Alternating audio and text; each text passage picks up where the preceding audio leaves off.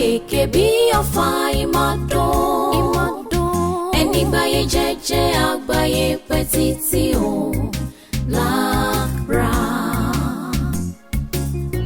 Ìgbà tó rẹ́rù owó rẹpẹtẹ olówó òtẹ́rù àgbìgbọ̀n rọra fò kó má bàa forí sọ́gi. Labalábá máma dìgbò lẹ́gùn o kó má bàa yà láṣọ.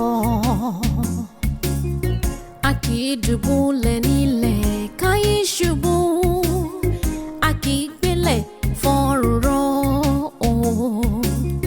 Bádìyẹ ṣogún tó ṣọgbọ̀n jù bẹ́ẹ̀ lọ, àgọ́ ń bọ̀ wá dé ẹdìyẹ.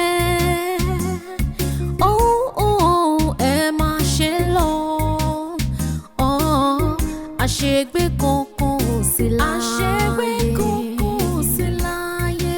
Black brown, oh, black brown, black brown, oh, black brown, oh,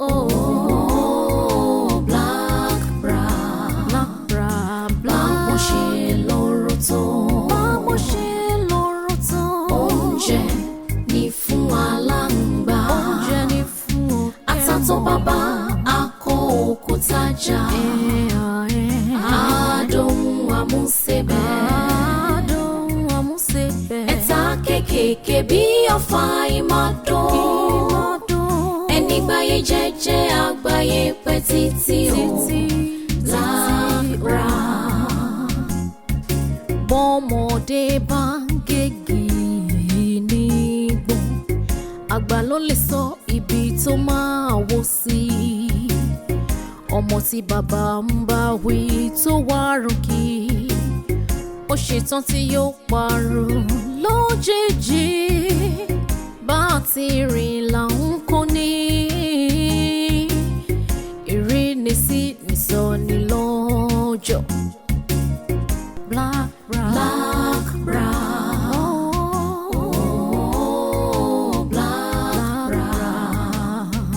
Báwo ṣe lóró tó. Báwo ṣe lóró tó.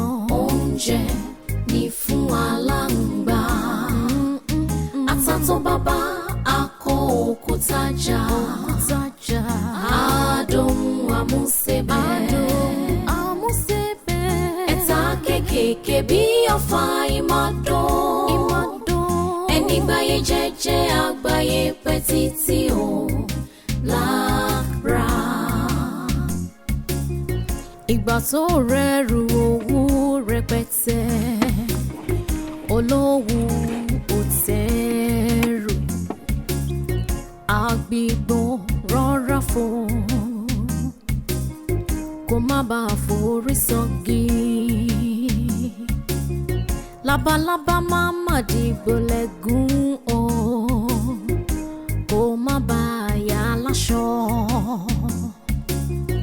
A kì í dùbúlẹ̀ nílẹ̀ káyé ṣubú, a kì í gbélẹ̀ fọ́rùn rọ́ o.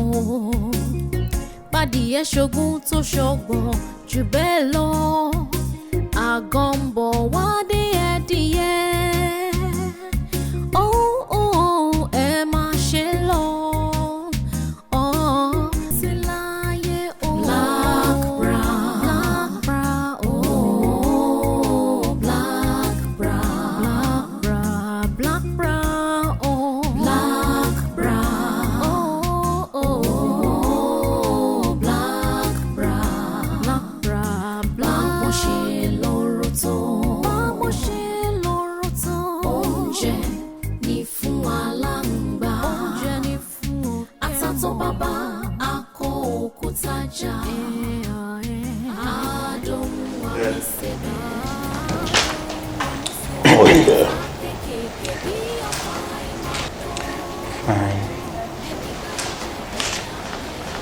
Mo send message kan sórí phone ẹ̀ka.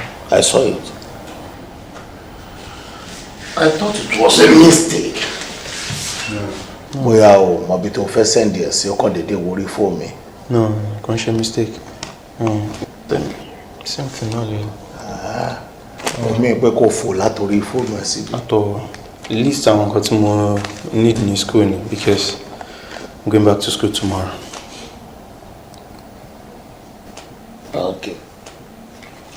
Okay, no problem. Tètè máa lọ sí school. Kò má dẹ̀ gbàgbé advice tí máa ń fún ẹ all the time. Say, má dé school kó lọ ṣe rádaràda. Àtò bá dẹ̀ ṣe rádaràda, èmi kan wà ní láti ṣe rédèrèdè. Alright, sir. Yes, má bá ẹ dí anywhere láti ṣe ránù. It is true. Kì í ṣe kó bí I'm scared. Àbí bóyá mo ń try láti push her away. No. Mo fẹ́ kó jẹ́ legacy gidi, mo fẹ́ kó jẹ́ àríkọ́ṣe fáwọn àbúrò àti fáwọn èèyàn ni. You get that? So, mo mọ̀ pé ilé tó fún mi kì í ṣe pé ó dín díẹ̀ ń sìn. Ó máa tó 4 to 5 months sísìn kó tó dé pé ó ní ìdílé rẹ̀ no problem. Bó tiẹ̀ ṣe tètè fún mi ní long notice nípa ẹ̀yẹn. I love that. No, Dad, I am going to school tomorrow. Ẹ kò máa ṣe transfer for me right now so that I'll get all of these stuffs and then I can head out. Lola, I need it like now. Ni mo ṣe fún yín. Are you alright? Yes, sir. Are you sick? Ìyá ẹ̀ ló rò pé yóò jókòó síbi àgbẹ̀. Ṣé mi náà ló ń bá sọ̀rọ̀ ẹ̀? So, you're going to school tomorrow and you want me to do a transfer of 138,000 naira for you? Dad. Are you sick? So, òun gbówó lẹ̀ ni, àbí kí ló ń bá mi sọ? Ṣé wà okay? I mean, you need to see school without this. Olapade. Sir? You can see I'm busy. So, you can leave now. Please. Yeah, let's conclude now. Olapade. I'm not see school. You heard me. Olapade, you heard me.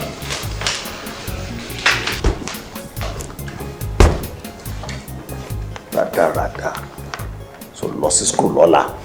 Give me send the 138,000 naira. S'account ẹ̀ o tún kọ́ mi bí mo ṣe máa fò kí n transfer. Ó mọ̀ kí mo lè transfer lórí phone. Imagine.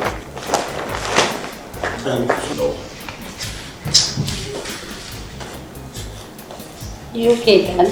I'm alright. Daddy, mo rí ẹ̀gbọ́n mi nísìn. Wọ́n wò bákan. Like he's feeling moody. So, no, be like what you should want. They say anything for me. Hello. Sir. Next time tó bá fẹ́ bá mi sọ̀rọ̀, ohun tó fẹ́ sọ, o ní kó sọ straight. Má bóbó mi. Okay? Má máa lọ báyìí kó máa lọ báyìí. Ìwọ náà ti dóbìnrin, o ti ń dàgbà nínú ilé gbogbo ètè obìnrin rádaràda ti fẹ́ máa kánwọ́ ẹ̀. Ẹni tí ò bá ti lọ́rọ̀ gbọ́ tàbí tí làákàyè ẹ̀ bá kù díẹ̀ káàtó bó ṣe máa wà mú díìlì ẹ̀gbọ́n ẹ̀ ṣe wà nínú ilé yẹn. Ẹgbẹ́ lọ sí school lọ́la. Can you imagine? Ó ṣe ń fún mi ní list 138,000 naira pé kí n transfer sí àkáǹtì òun. Ó dẹ̀ lọ láàárọ̀ ọ̀la. Kí ló ń ṣe nínú ilé láti bí ọ̀sẹ̀ mẹ́ta sóṣù kan sí? Tí ò sọ yẹn fún mi. That means pé mi mọ́ tó lọ ń ṣe ní school. School yẹn ò important sí. Education ò jẹ́ priority ẹ̀ ni. Tí ẹ bá yín important sí ni àti ẹ̀wọ̀n tí àwọn nǹkan tó need ní school láti bí ọ̀sẹ̀ mẹ́ta tó ti wà lé. Okay? So, don't worry. Daddy, please, no. Bele. So, wow, okay, have you? Yes. Oh, all right, Dada. So, what you lost hospital last week, Abo? No. Oni. Oh, Bele. No. Bele, o ṣe máa lucky máa wò bákọ́ ẹ̀ tó bá jẹ́ pé wà okay. Daddy, do something about it. Please. Stand up! Think about it, Dad. Wá gbà. Mo fún think about it inú ilé. Tó wà mọ́ dé. Mo gbọ́. Okay. Àbí kí ló ń ṣe léyìí? Ọmọ tí mò ń bá sọ̀rọ̀ tí ò dìde mọ́ lójú ẹsẹ̀. Ṣé kìí ṣe kó ti mọ́kùnrin? Àbí? Olúwa ẹ tóbi o, ẹ tóbi. Kò sẹ́ni tá lè fi ṣàkàwé rẹ̀ o ẹ tóbi. Kò sẹ́ni tá lè fi ṣàfiwé rẹ̀ o ẹ tóbi Olúwa. Yahweh, your name is Yahweh. You are the miracle working God. Your name is Yahweh. Yahweh, Yahweh. Your name is Yahweh. You are the miracle working God. Your name is Yahweh. Yahweh, your name is Yahweh. You are the miracle working God. Your name is Yahweh. You came from heaven to earth to show the way. Yes, peace of the Lord be unto you all. Amen, ma. Thank you very much. You came from heaven to earth to show the way from the earth to the cross. Bẹ́ẹ̀ gẹ́gẹ́ ni kí àwọn obìnrin fi aṣọ ìwọ̀ntúnwọ̀nsì ṣe ara wọn lọ́ṣọ̀ọ́ pẹ̀lú ìtìjú àti ìwà àìrékọjá, kì í ṣe pẹ̀lú irun dídì tàbí wúrà tàbí pẹ́ẹ̀lì tàbí aṣọ olówó iyebíye, bí kò ṣe pẹ̀lú iṣẹ́ rere èyí tí ó yẹ fún àwọn obìnrin tí ó jẹ́wọ́ ìwà bí Ọlọ́run. Esther.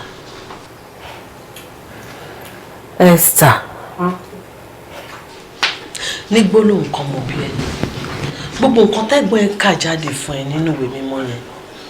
Èwo ló jọmọ́ ìwà tó wà lọ́wọ́ tiẹ̀ gẹ́gẹ́ bí ọmọ olùdásílẹ̀, gẹ́gẹ́ bí ọmọ tó ti inú ìdílé ìgbàgbọ́ jáde. Esther, ó múra báyìí láti mission house, ó dẹ̀ ń bọ̀ ní church, ó múra báyìí. Kí ló dé tó fẹ́ sọ owó rẹ̀ dọmọ ilé? Esther, kí ló dé tó ń pe Ọlọ́run tó pè mí? Kí ló dé tó ń pè níjà? Kí ló dé tó ń pe ìpè mi níjà? Tí ń pè mí ìfìlànà Ọlọ́run tó yín ni àbí ti èwo? Kí ló dé tó ń dojú tì mí, Esther? Mọ́ mi kí ni mo ṣe ń sìn? Ṣé mo jalè ni? Àbí wọ́n sọ fún yín pé wọ́n ká mi pẹ̀lú ọkùnrin? Ṣé yóò tún gbọ́dọ̀ wọṣọ mọ́ mi lẹ́yìn ni? Àbí kí ló dé ẹ̀ẹ́dẹ̀ẹ̀dẹ̀ tó ń tẹ̀lé ẹ̀ẹ́dẹ̀ ṣe prayer meeting? Kí ni mo ṣe ń sìn? Kò sí ọ̀dọ́ ìrọ̀ṣe tó tẹ̀yìn lọ́rùn. Ẹ fi mí lẹ̀ jàre. Esther! Esther!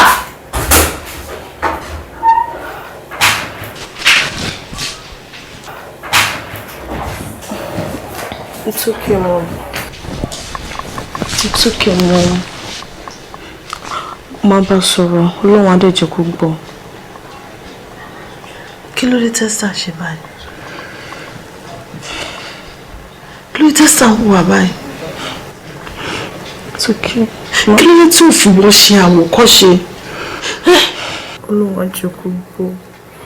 Kí ló dé tí ẹ̀mí tó ń gbé ní Esther tó ń pe ìpè Ọlọ́run níjà nínú ayé mi?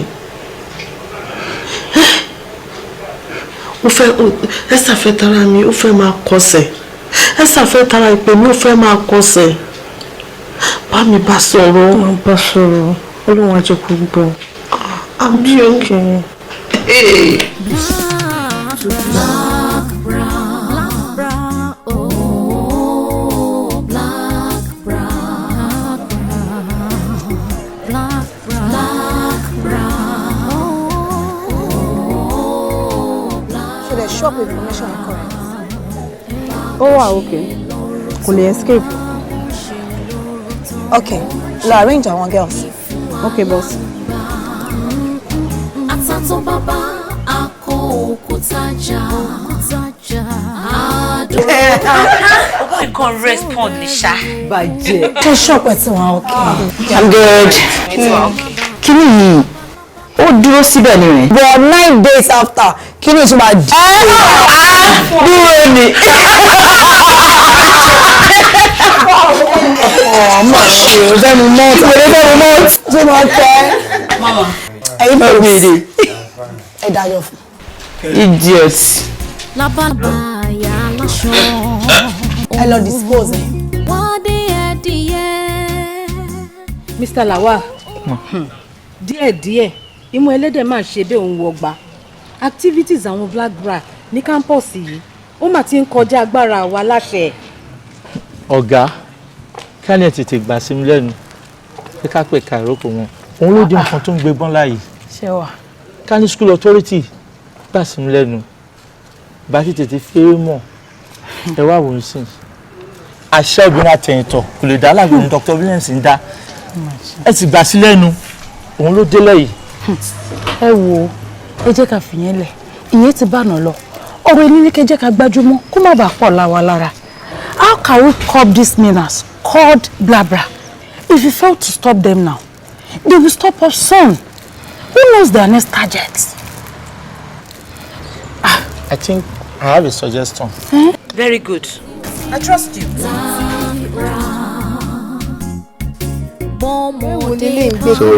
Kí ló mọ̀ gan-an? Dáàdọ̀ bọ́ ọ̀tọ̀ mi. Sọ àkọmọdé owó. Ẹ jẹ́ ń wo alábòsí yìí. Jẹ́ ń wo. Ó ti ẹ̀rẹ́ èmi bí. I must to ga, let me see jọ. I must to ga. Mo mọ̀, ó dà mo mọ̀, ó dà mo mọ̀. Mo mọ̀, ó ní mo mọ̀. Ó ní mo mọ̀. Wàláhì mo mọ̀. Ọlọ́run mo mọ̀.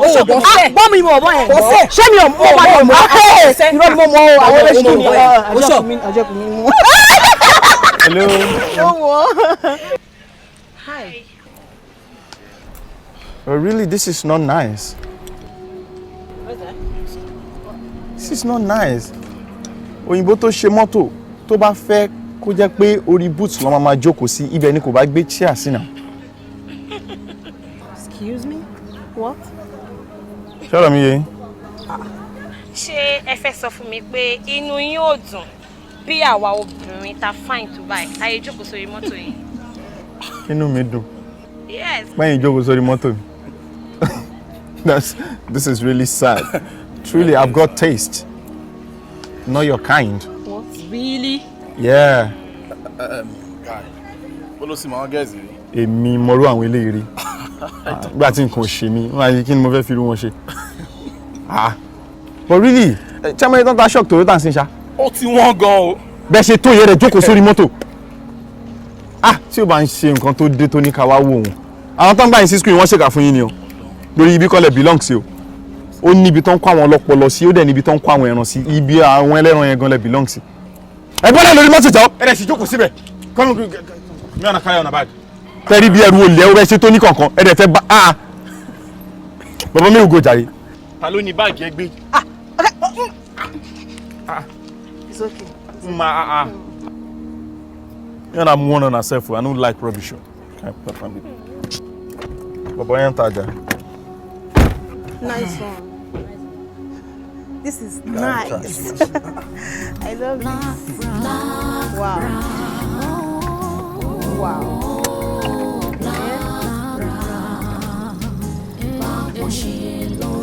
Wow. And this kind of thing I dey like.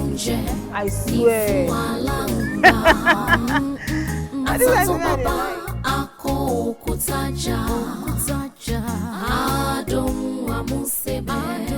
Black black. Forgiveness is sin.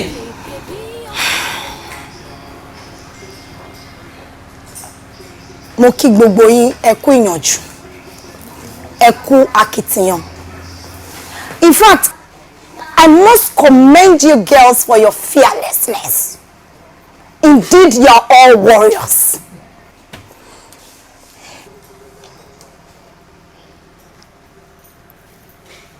Gẹ́gẹ́ bí ẹ ṣe mọ̀, kò sí ọ̀rọ̀ mi lẹ́nu school authority àti àwọn students ju ọ̀rọ̀ wa lọ. Wọ́n fi kú ṣeré ni. Bẹ́ẹ̀ ni jẹ́ kọ́ mọ̀. And that is why other groups, other fraternities are jealous of our giant strides. Ben. Torí wípé kí ni? Àwọn náà fẹ́ trend. Ẹ máa jẹ́ ká gbàgbé o. my inaugural speech ní ọjọ́ tí mo attain first position of this honorable frat. I am committed and dedicated to putting this honorable fraternity on the front line of other groups. My queen. And I know that together we can achieve it if we are united.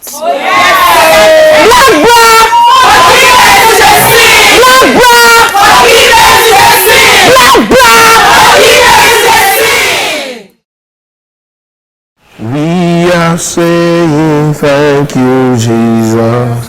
Thank you, my Lord.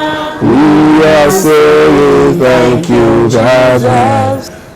Thank you, my Lord. We are saying thank you, Daddy. Thank you, my Lord. We are saying thank you, Jesus. Thank you, I say we are saying thank you, Daddy Baba. Thank you, my Lord. We are saying thank you, Jesus. Thank you, my Lord. Orúkọ Jésù. Orúkọ Jésù. Agbára ẹ̀jẹ̀ Jésù. Ọlọ́run alágbára. Bàbá, ǹjẹ́ àwọn ọmọ rẹ wà níwájú rẹ ní wákàtí ọ̀wọ̀ yìí láti ṣe bí a ṣe ń ṣe bí a ṣe ń kọ́ ara ní ẹ̀kọ́ ní gbogbo ìgbà láti mọ̀ nípa ọ̀rọ̀ rẹ. Ọlọ́run máa bá wa lọ. Ẹ̀mí mímọ́ máa bá wa lọ. Ọlọ́run gbogbo ohun tá a máa bára wa sọ lónìí, Holy Ghost, bí wọ́n ṣe ń gba etí ọ̀tún wọlé, Ọlọ́run wọ́n sì jẹ́ kó gbà tó sì jáde. Bàbá wà pẹ̀lú wa, a ó máa yìn ọ́, a ó máa gbé ọ̀gá. Orúkọ Jésù Kristi Olúwa wa. Àmín, àmín, àmín ní orúkọ Jésù. Praise the Lord. Hallelujah. Praise the Lord. Hallelujah. Praise the living Jesus. Hallelujah. Ṣé rí àwọn ọ̀rọ̀ tí a fẹ́ bára wa sọ lónìí? Mo máa jẹ́ kẹ́ mọ̀ wípé ó yàtọ̀ sí èyí tá ti ń bára wa sọ tẹ́lẹ̀. Ṣé rí nínú ìwé mímọ́ Ọlọ́run jẹ́ kó yé wa. Please, somebody should just go to Job 14. Start from 7, verse 7. Ẹ jẹ́ kí n kà láti rí. Ó ní nítorí àbá wà fún igi.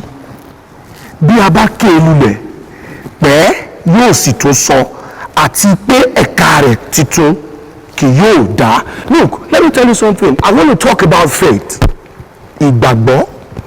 Ṣé rí ìgbàgbọ́ ó jẹ́ kí ọ̀pọ̀lọpọ̀ ènìyàn wà tó jẹ́ pé wọ́n máa ń ṣe àwọn nǹkan kan ṣùgbọ́n wọn ò ní ìgbàgbọ́. Look, ṣé rí bíbélì fi wá níbi yìí ó jẹ́ ká mọ̀ ó ní nítorí àbá wà fún igi. You see, àbá, I don't know if you understand àbá. Àbá, that means there's still hope. You know what I'm saying? Now, igi, wọ́n fi bíbélì fi wá wé igi tí a gé kúrò, a gé lórí kúrò. Ṣùgbọ́n ó jẹ́ ká mọ̀ bíbí, ó ní tí ẹ̀ka ẹ̀ kékeré kò sí bó ṣe wù kó kéré tó bá kọ omi, ó máa ṣe kí ni? Ó máa sọ. That is faith. Ẹ kà fún mi ní English, Sister Deborah. Job 14:7. Mo fẹ́ sọ English ẹ̀kẹ́ rí bó ṣe rí. For there is hope of a tree. For there is hope for the tree. If it be cut down. Yes. That it will sprout again. Oh yes. And that the tender branch thereof will not cease. That's it. For a tree, nítorí àké lulẹ̀. Ṣùgbọ́n tó bá rí omi, ó máa ṣe kí ni? Ó máa sọ. And that is why you should have enough faith in God in whatever you are doing. Ọgbẹ́ni tẹ́ bá ń ṣe láyé tẹ́ bá ní ìgbàgbọ́ nínú Ọlọ́run pé Ọlọ́run yóò ṣe, yóò sì ṣe. And nítorí ìdí èyí tá a sọ lẹ́nu náà ká má gbára lákòókò. Ẹ jẹ́ ká mú ọ̀rọ̀ wa wá sí ìdádúró. Please let us rise on our feet so we can pray. Ṣùgbọ́n nǹkan tó dáa ni kọ́mọ ẹlẹ́ran máa jẹ ègún. Àbí kọ́mọ aláṣọ máa wà kìsà. Tó bá yẹ pé mo mú nǹkan míì mọ́ ìgbàgbọ́ mi ni. Àbá sọ pé bí látòrí ẹ̀ ni Sátánì fi ń fi ẹ́ nà mí nípa aṣọ. Ìwọ ọmọ onígbàgbọ́. Ọ̀sán, àárọ̀, òru, kò sí ìsinmi nínú ilé yìí tá a fi kí n bẹ Ọlọ́run jíròrò. Iṣẹ́ Olúwa tó tó yẹ kó mú ní ọ̀kúnkúndùn ó wá fi ọwọ́ yẹpẹrẹ ọwọ́ sí òtí ẹ̀ nítumọ̀ ó wá fi mú yẹn. Ó máa ṣe o wọ́n ní igi tó tọ́ kì í pẹ́ nígbó kọ́lá má bá mi délẹ̀ fún brother Paul o ìgbàjẹ́ pé brother Paul wà láyé àwọn máa ṣe wọ́n bí adá tọ́tọ̀ ń ṣe yìí. ṣó kọjá youth meeting tí mi ò lọ ni ṣó kọjá ẹ̀mí. They are compulsory and they are obligatory services. Ṣé mo pa Sunday service jẹ́rí ni? Ẹ wo, ìgbàgbọ́ ẹni ọkàn ẹni ló wà o. Ọlọ́run gbọ́ mọ̀ pé ẹ̀ka ọ̀zù ní weekdays ló fi sọ pé ìgbàgbọ́ láìsí iṣẹ́ òkú ni. Ọlọ́run. Lẹ́nu tí ẹni gbólóhùn yẹn ti jáde pé ìgbàgbọ́ láìsí iṣẹ́ òkú ni. Nítorí pé Ọlọ́run fi ìwà láyé àti ìwà láyé ó fi orí ọ̀fẹ́ ẹ̀fà ní ẹ̀ ó fi jì ẹ́ ẹ fi ọ̀dọ́ ní ìfífẹ́ lẹ́nu tí ẹni yẹn ti ń jáde fún mi pé gbàgbọ́ láì ní iṣẹ́ ìkú ni. Jọ́ tó bá ṣe bó ṣẹlẹ̀ tí Ọlọ́run bá fi ẹ̀yà bí àgbáríkà sí kọ́. Mọ́mí ṣé ni mo sọ bẹ́ẹ̀ ni? Èmi kọ́ mo sọ bẹ́ẹ̀ náà. Ọlọ́run ló sọ bẹ́ẹ̀. God worked tirelessly for 6 days and rested on the 7th day. So àárín ọ̀sẹ̀ kò sí fún ọ̀bọ̀ rebe. Jésù Ọlọ́run kọ́ mi mọ̀ ṣe lórí ọ̀rọ̀ ọmọ yẹn. Ìtẹ̀ráyè rọ̀bọ̀ rebe. Má jẹ́ kí n tẹpasẹ̀ Esther, má jẹ́ kí n jẹ̀bi níwájú Ọlọ́run.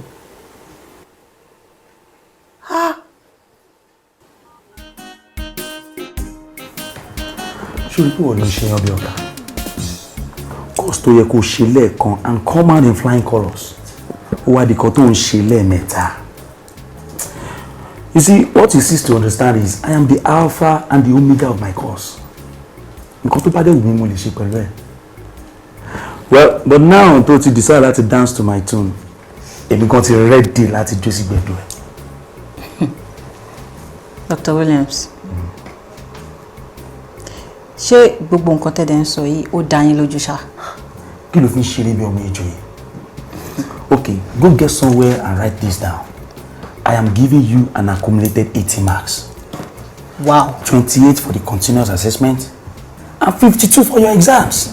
Wow. That would be nice. Thank you so much, sir.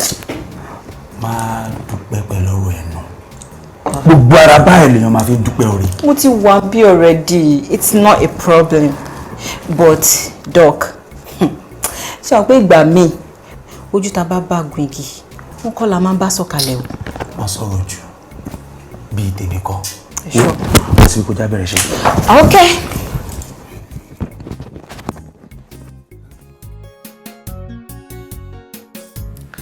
Jessica, you see, the way you dress is the way you be addressed. I mean, ìwọ náà wò múra ẹ̀. Ọmọ òdìdó onígbàgbọ́. Mímọ̀ nǹkan tó máa ṣẹ̀yìn ọmọ sí.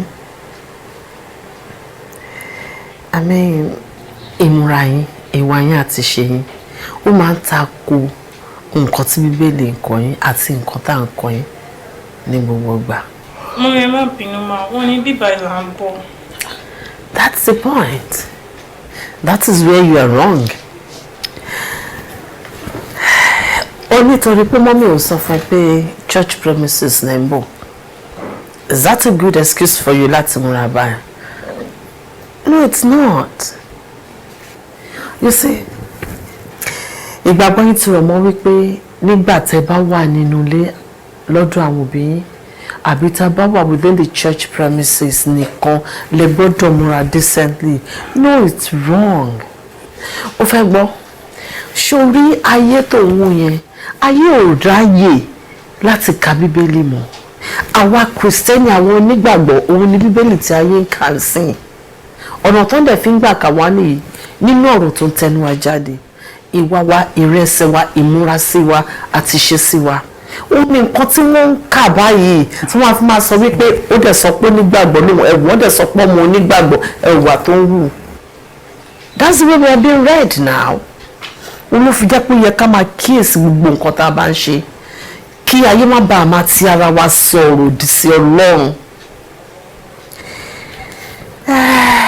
kì í ṣe church premises nìkan àbí inú ilé ìjọsìn nìkan ló yẹ kí èèyàn máa múra decently lọ even ní ìgboro ìmúra wo yẹ kó fi ògo Ọlọ́run nínú ayé wa. Good. Mo mọ̀ ipò ti gbọ́ mo dẹ̀ believe pé there will be changes but I want to tell you this má torí pé wọ́n mi wá sọ̀rọ̀ létí mi pé kí n lè correct ẹ̀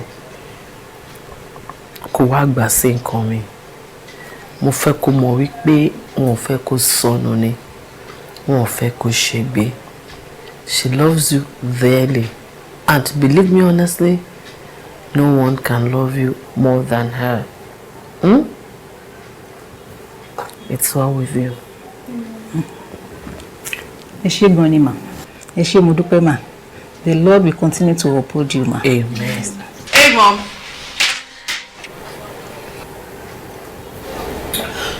I'm good to go.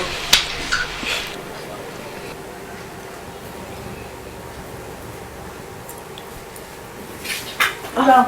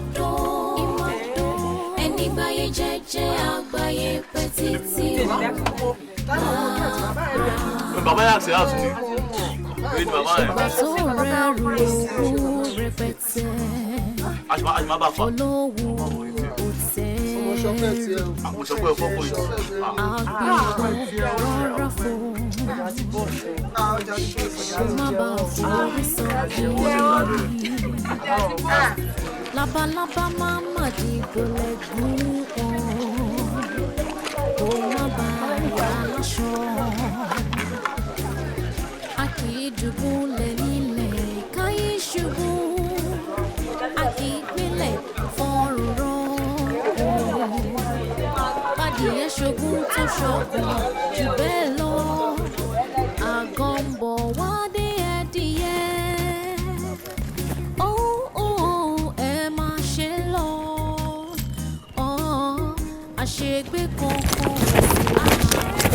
Jolly P. Jolly baby. How are you?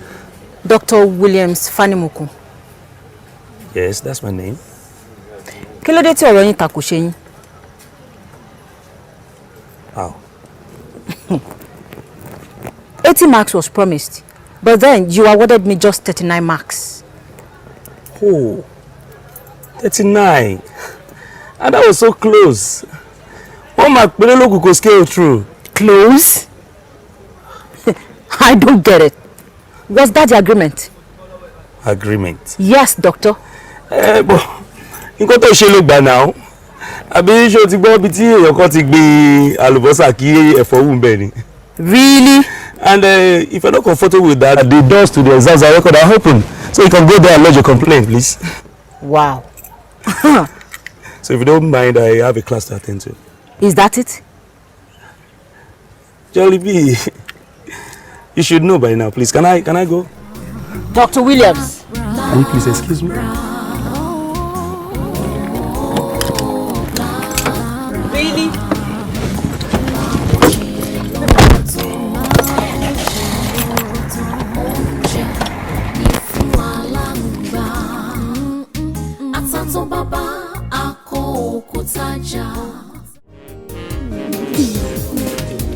Ẹ̀dá tó mọṣẹ́ òkùnkùn kí ló dé tẹ̀dọ̀ ṣùgbọ́n lóró àfàdá pakúndá ikú lóró ọ̀sánjá ọ̀run dọ́gba ojú mi ṣòro péré ẹ̀kọ́ abẹ́ ọ̀rọ̀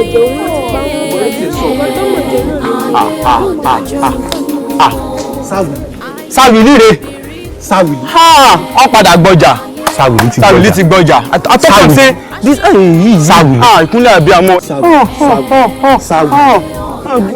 Guy, show. Maybe just the reason this ọmọ ọlọ́jà ìkúnlẹ̀ àbíamọ. Ayé ọ̀dájú ojú àánú fọ́kàn tó rẹ̀ parun. Ayé ọ̀dájú àánú rọ́kò òde ìbọn. Ayé ọ̀dájú. Ṣé mi? Yes. Ọ̀rọ̀ kan wà tó ń ṣe mí ní kàyéfì o. Ọ̀rọ̀ wo kí ló ń bá fún ẹ? Àwọn black bra yìí ni. Do you know without the help of the police, we can get them? Lọ́nà wo? Tójú bá fara balẹ̀ dáadáa bí mú. Tí gbogbo àwọn student bá lè cooperate, tàdé wà àtàlát. Ṣíkú báyìí lọ́wọ́ àmàtà àwọn ọmọ játijàti yẹn tàdé máa fà wọ́n lọ́lọ́pàá lọ́wọ́. Àbí àǹtí, kí ni mo rí?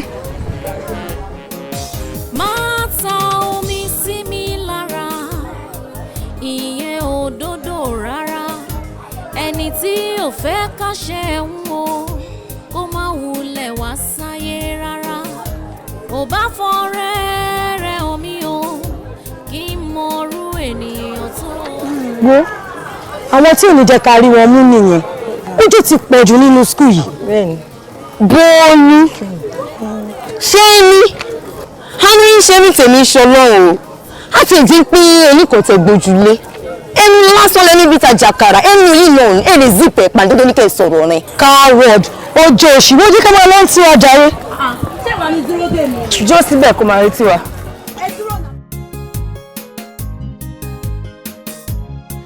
In conclusion of Abraham Maslow's hierarchy of needs, we have physiological, safety, love, belonging, esteem, and self-actualization.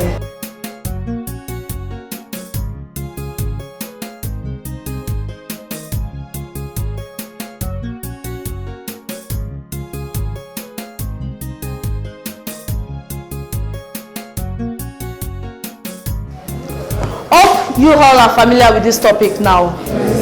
Are you sure? Yes. Because I wouldn't want a situation whereby one or two of you will come and meet me and tell me, Sister Deborah, we don't understand this, we don't understand that. Am I understood? Yes. Good.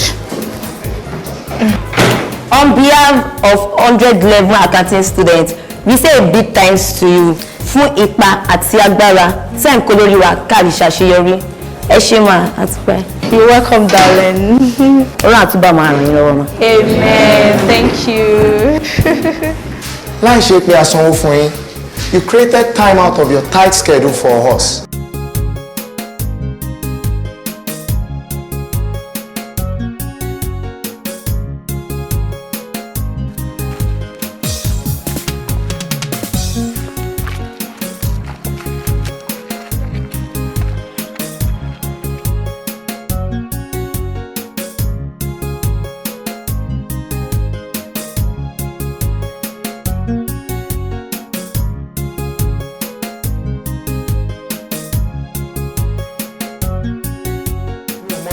Ti lè busy tó azin bí èrò ti lè pọ̀ tó kí wọ́n máa ké pe Ọlọ́run mo mọ̀ pé ẹ̀yin ni Ọlọ́run máa kọ́kọ́ dá lóhùn. Amen. Thank you so much and God bless you all too. Amen.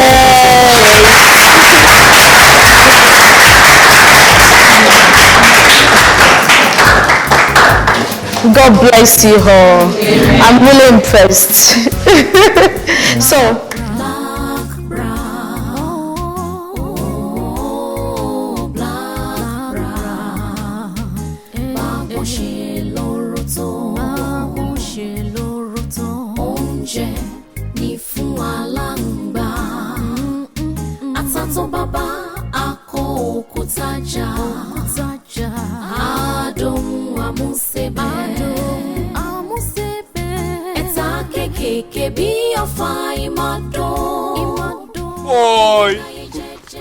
Hello, B, what's up now? What's Good up? afternoon. I'm I'm talking to yeah.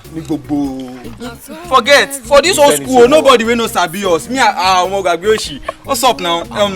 Hey! Oh boy. Stop. But I want us to be like friends. Hello! It's okay. I beg, don't try it next time. Let's go. Guy, no worry, forget. They no say also to body gbadun about say ba jabo yelu ma. You say fine boys like us. Guy, ṣé tó bá ti wá jẹ́ pé rules wà ní pé ká máa dáwọn èèyàn lónìí campus ká máa sọ̀rọ̀ ṣé bí àwọn ìgbín táwọn ń sọ yìí ni ṣé bí àwọn idiot wà ní. Ètò you dey dull me. See, abeg jẹ́ kí n lọ bá àwọn pípọ̀ yìí kí n lọ gbọ́dá táwọn kí n kàn ra fún wọn ní ìyá kékeré jẹ lọ́wọ́ kan I dey come. Annie.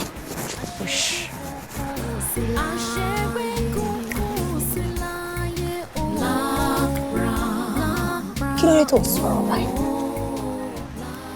Ṣó ti gbàgbé ni? Ó ti gbàgbé pé wọ́n ní second in command. Àgbà ajá ni ẹ̀ náà.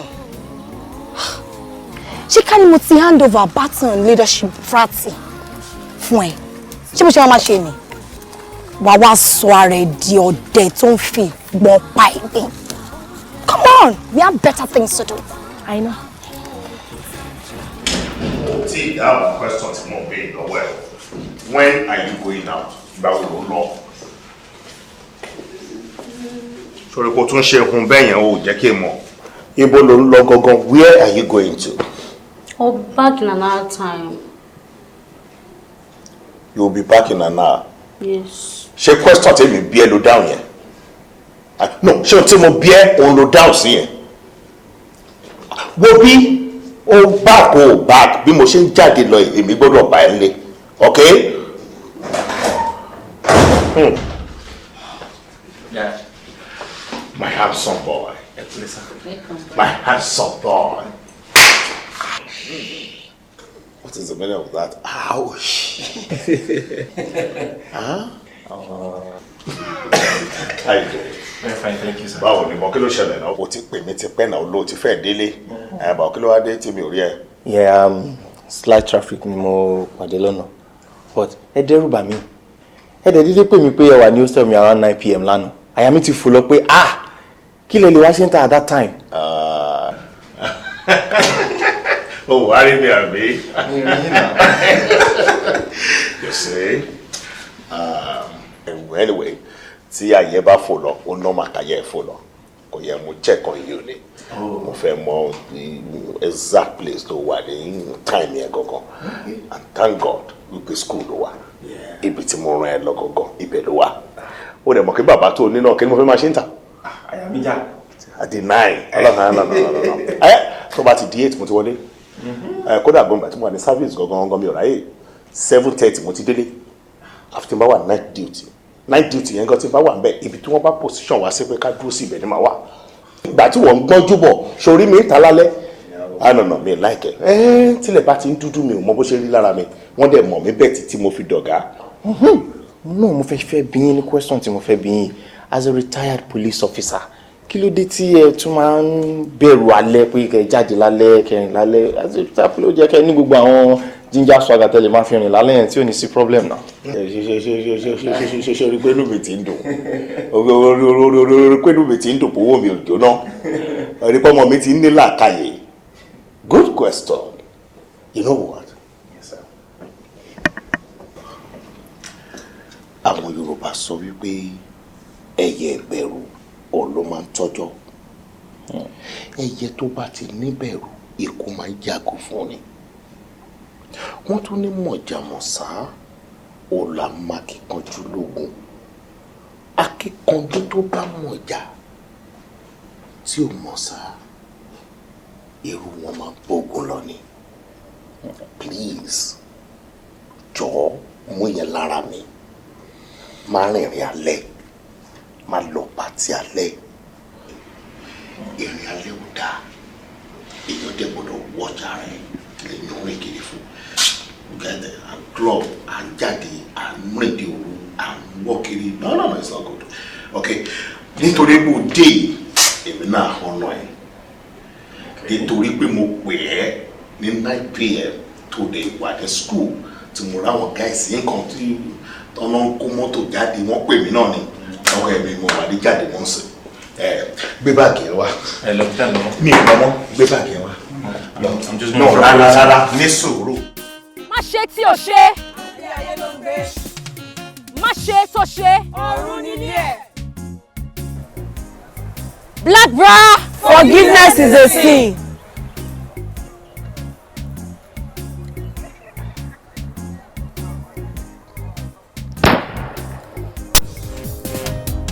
ẹ̀dá tó mọ̀ ṣe òkùnkùn kí ló dé tẹ̀ dòṣùpá lóró àfàdá pakún dá ikún lóró ọ̀sán já ọ̀run dọ́gba o ojú mi ṣògbére ẹkún abẹ́ ọ̀ráyé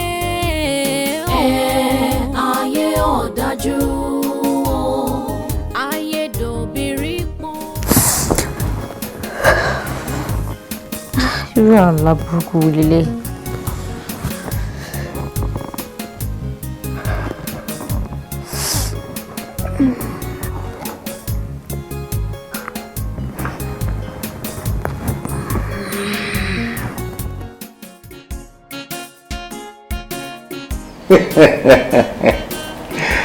ìgbà tí mo wà ní sáfíìsì tí mo ṣe lẹ̀ ni mo dé wá báyìí o mọ̀ kán ní kò dá kéèyàn máa fọwọ́ mẹ́wẹ̀ẹ̀wá jẹ o.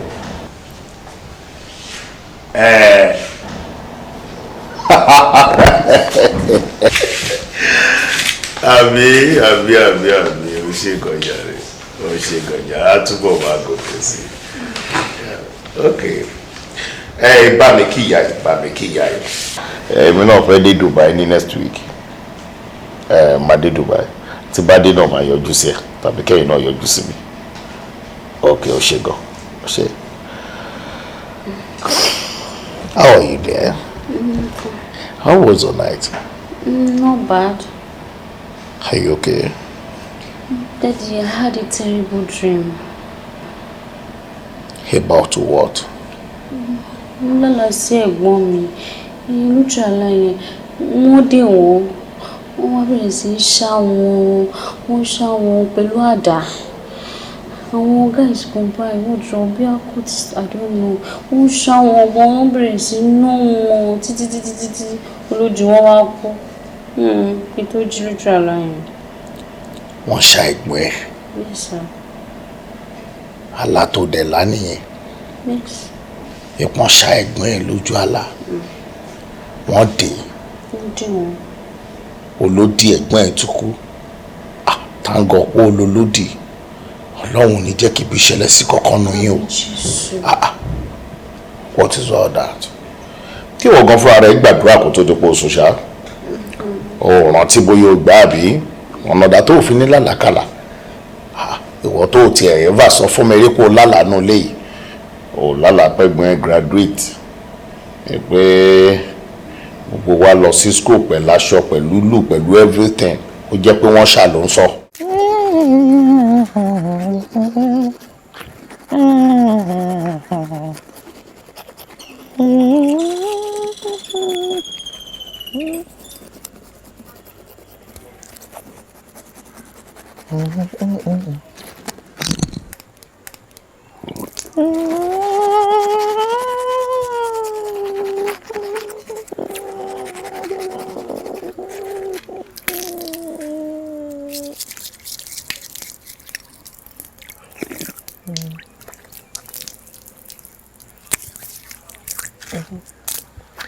Yeah.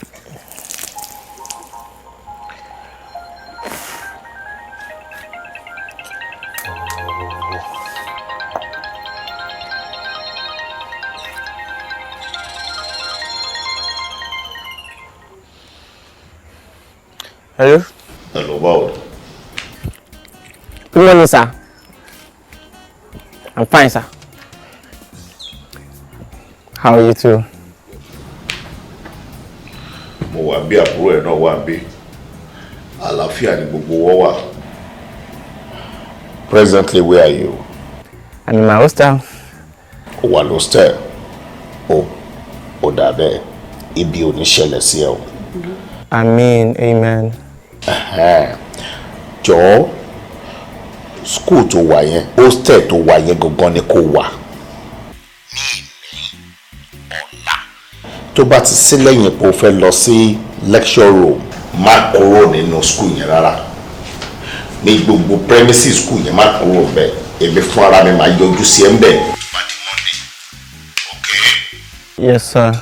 And ṣó lè gbàdúrà tí mo máa ń ní kẹ́ gbà ṣá. Psalm tí mo ní kẹ́ máa kà kó ṣó ń kà. Psalm 119. I have it in my head.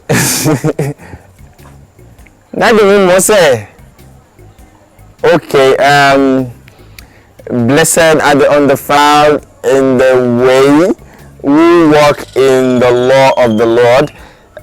Blessed are those who keep his testimony and seek him wholeheartedly. Blessed are. Báwo tí ẹ ti kà mo ti gbọ́, that is okay. So ti yẹ ń sìn. Ṣé o kò mọ̀ mọ̀? I know. Aláburúkú oníṣẹ́ lórí wa o. Mo wà bí àbúrò ẹ̀ náà wà bí alábí oníṣẹ́, no problem. No problem. Kò yẹ ìwọ kan ṣáà máa kúrò ní school ni. Èmi náà yọjú sí ẹ níjọ́ Monday, okay? Ní Monday èmi náà yọjú sí school máa lè wá kí ẹ. Okay, sir. All right. Bye-bye.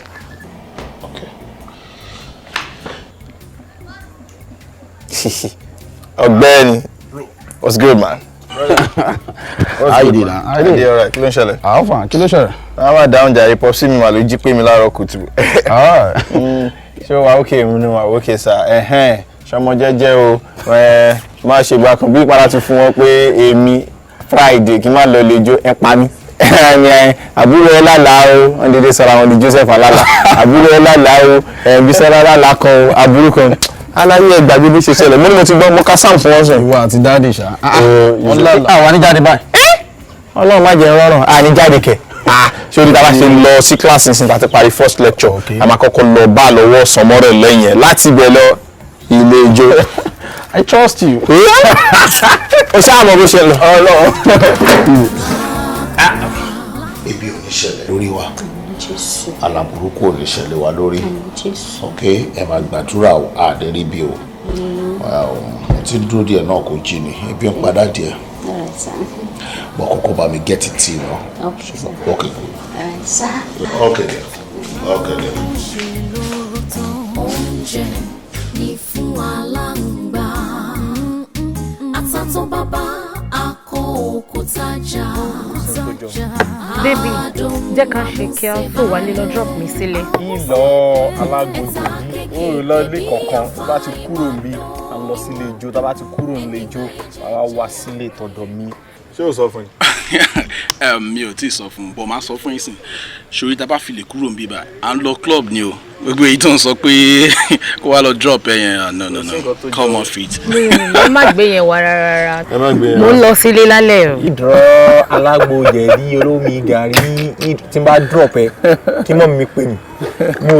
Mo drop ẹ ti lájà. Ọ̀gbẹ́ni tá a bá ti ṣe lọ́wọ́ ìbàyà ń lọ lójú ni o. Wọ́n fi lálẹ́ yìí o. Bàbá yẹn ti kúrò ní club àṣẹ máa lọ gbá mọ́jú. Ẹ lọ parí ẹ̀ fúnra yín. Alẹ́ yìí ayàtọ̀ ìgbàgbé òní sílé. Lọ sí club yẹn. Lálẹ́ Friday.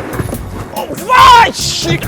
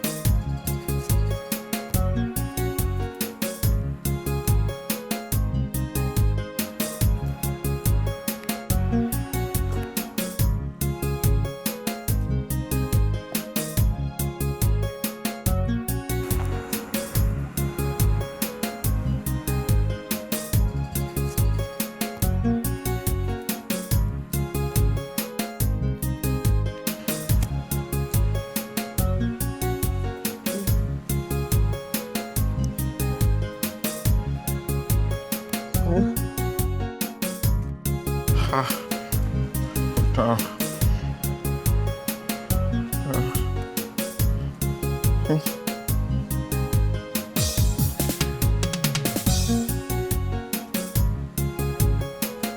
No, ìwọ ló understand nǹkan tí mo sọ. Ohun tí mò ń sọ fún ẹ ni wípé tó bá jẹ́ kó mọ tó ń ṣe ni ó máa defend proposal tó fúnra rẹ̀ gbé lọ síbẹ̀ náà. Ṣé mi ni kí n ṣe máa wá lọ control wọ́n sìn pé nǹkan báyìí nìkan ṣe àbí kán má ṣe léyìí? Tó bá sound upstairs ó yẹ kó fúnra rẹ̀ lè defend nǹkan tó dé. That is it. Pẹ́sà kò yẹ sà ẹni kọ́ sà. Tójú ẹ̀ bá fọ́ etí ń díẹ̀ tó mọ̀ báyà sọ̀rọ̀ lọ́wọ́ ẹ̀. Hello. Sà gbàgbàdé ọmọ yìí ni sà. Màá gé bá àti ẹ̀ṣọ́ gbọ́. Mo rò pé nǹkan ṣe ẹ̀ṣà. Ọmọ yìí ni sà.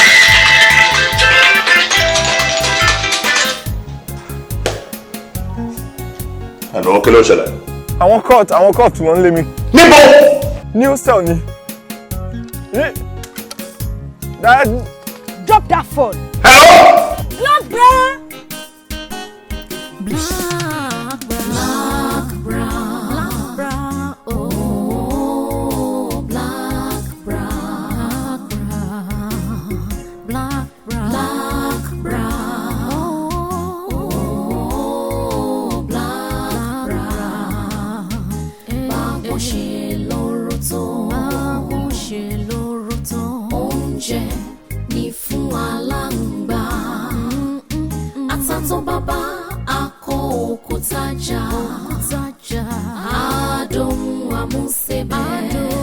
àmúṣebẹ̀, ẹ̀ta kékèké bí ọ̀fà ìmàdó, ẹni gbáyé jẹ́jẹ́ àgbáyé pẹ́ títí o, black bra.